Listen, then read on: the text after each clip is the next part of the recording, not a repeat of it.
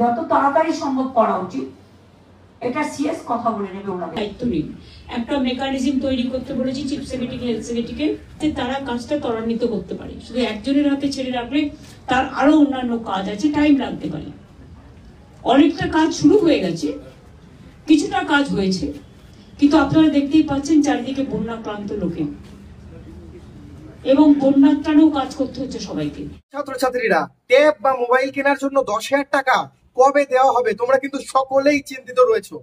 ইতিমধ্যেই কিন্তু বহু স্টুডেন্ট, বহু ছাত্রছাত্রীরা কমেন্ট করেছে এই মোবাইল বা ট্যাব কেনার জন্য 10,000 টাকা করে নাকি তাদের ব্যাংক অ্যাকাউন্টে ঢুকে গেছে। তাদের ব্যাংক অ্যাকাউন্টে নাকি 10,000 টাকা করে মোবাইল বা ট্যাব কেনার জন্য টাকা ঢুকেছে, এমন কিন্তু বহু ছাত্রছাত্রী কমেন্ট করছে।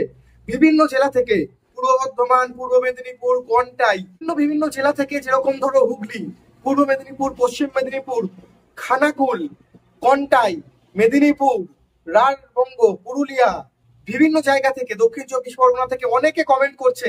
এবং আমাদের চ্যানেলের যে টেলিগ্রাম রয়েছে, আমাদের টেলিগ্রামে আমি সার্ভে করেছিলাম, বহু লোক কিন্তু, বহু মানুষ কিন্তু তারা বলছে, মানে যে সমস্ত স্টুডেন্টরা রয়েছে ক্লাস 11 এবং ক্লাস 12 পড়ে, তারা বলছে তাদের নাকি টাকা ঢুকে গেছে 10,000 টাকা। তবে এই কথাটা কিন্তু একদমই সত্যি নয়। তার কারণ ট্যাবের টাকা দেওয়াই কিন্তু এখনো পর্যন্ত শুরু হয়নি আমাদের রাজ্য সরকারের পক্ষ থেকে। ট্যাব বা মোবাইল কেনার জন্য 10,000 টাকা রাজ্য সরকার 5ই সেপ্টেম্বর দেবে বলে অনুষ্ঠান করেছিল, কিন্তু সেই অনুষ্ঠান করেনি বিভিন্ন বন্যার কারণ, এবং আমাদের রাজ্যের যে আরজিকর নিয়ে যে ঘটনাটি হয়েছে দুঃখজনক সেই ঘটনা, এবং তারপর আমাদের রাজ্যে বিভিন্ন জায়গায়, গোটা মেদিনীপুর জুড়ে বন্যা হয়েছে, হুগলি জুড়ে বন্যা হয়েছে, বিভিন্ন জেলায় কিন্তু বন্যায় বানভাসি, ঘাটালে বন্যায় ভেসে যাচ্ছে মানুষজন, বাড়িঘর।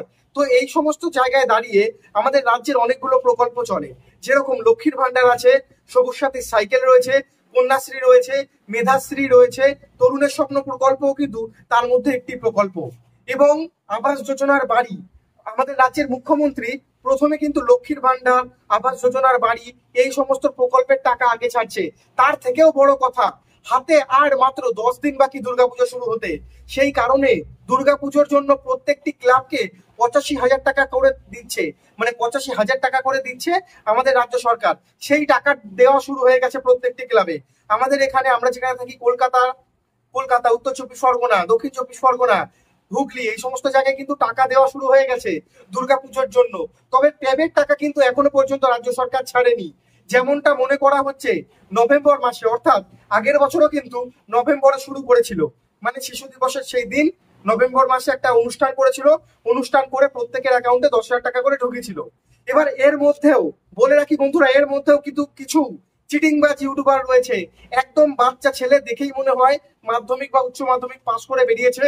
তাদের চ্যানেলের নামটাও কিন্তু দুটো চ্যানেলের নাম কপি করে, এবং তার ভিডিওতে সম্রাটদার সম্পূর্ণ ভিডিও থাম্বনেল চুরি করা, এবং তার তো ভিউ হচ্ছিল না, নতুন চ্যানেল খুলে পয়সা কামানোর ধান্দা, ভিউ তো হচ্ছিল না, ছোট্ট ভাইটির ভিউ হচ্ছিল না, কি করে ভিউ কামাবে?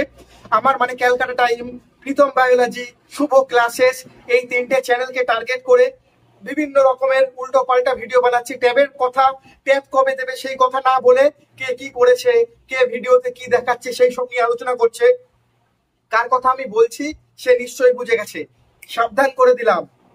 হা দিয়ে নাম, হাসা, তারপরের নামটা বললাম না, সাবধান হয়ে যায় এখনই, ঠিক আছে? সাবধান হয়ে যা। প্রীতম বায়োলজি, শুভ ক্লাসেস, ক্যালকাটা টাইম এবং অন্যান্যদের যে পিছনে লাগা শুরু করেছিস, সাবধান হয়ে যা। ওই একটা ভিডিও থেকে ভিউ হয়েছে, কোনো ভিডিও ভিউ তো হচ্ছিল না, ওই একটা ভিডিও আমাদের নামে ছেড়েছিস সেজন্য ভিউ হয়েছে, ঠিক আছে? সাবধান হয়ে যা, এরপরে কিন্তু ঘটি ধরে বেঁকিয়ে দেবো, ঠিক আছে? স্ট্রেট দিয়ে দিলাম সোজা কথায়। আর বন্ধুরা দেখো, সেই সব চ্যানেল থেকে তোমরা দূরে থাকো, উল্টো পাল্টা চ্যানেল, তারা কনসেপ্ট ক্লিয়ার নেই তাদের। ছোট্ট একটা চ্যানেল, কনসেপ্ট ক্লিয়ার নেই, বোঝাতে বুঝে বসে গেছে।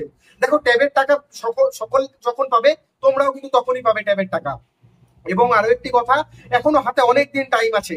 ফ্লিপকার্ট বা অ্যামাজনের যে বিগ বিলিয়ন ডে নিয়ে তোমরা কথা বলছো, এই বিগ বিলিয়ন ডে কিন্তু আবার আসবে দিওয়ালির সময়। এখন হয়তো চলে গেছে বিগ বিলিয়ন ডে, চলে যাবে যদি টাকা না পাও। দেখো, পরবর্তীকালে দিওয়ালির সময় কিন্তু টাকা অবশ্যই তোমাদের ঢুকে যাবে, এবং সেই সময়ও কিন্তু ভালো ভালো অফার চলবে।